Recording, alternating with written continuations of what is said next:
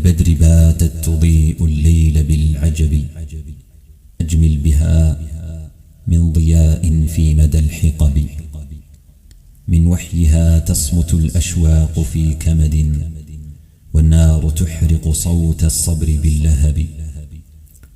مبسامة الثغر لا تهوى الصعاب لنا، لكنها تزرع الإلهام في الصبب.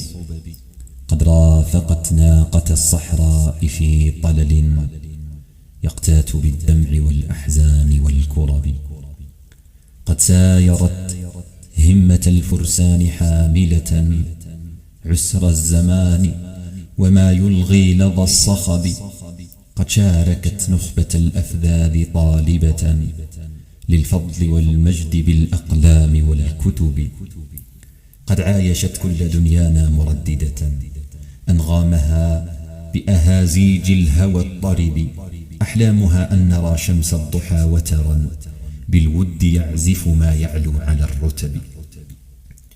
إخوان حب وأصل في الصمود يد بالله ترعى ثبات الصف في الريب. من روحها ينتشي الوجدان في فرح، والحسن يبني فضاء الراحل التعب.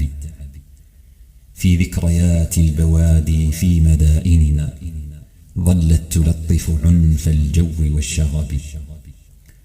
من صدرها ينبع العشق العظيم، وما تهوى القلوب بحب دون ما سبب.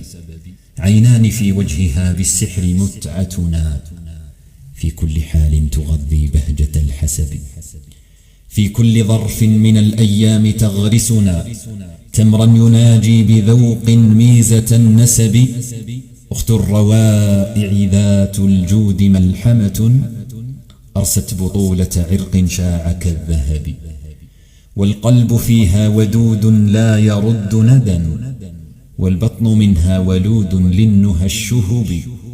والشعر من شفتيها يقتفي دررا تروي سجايا العلا في أمة العرب.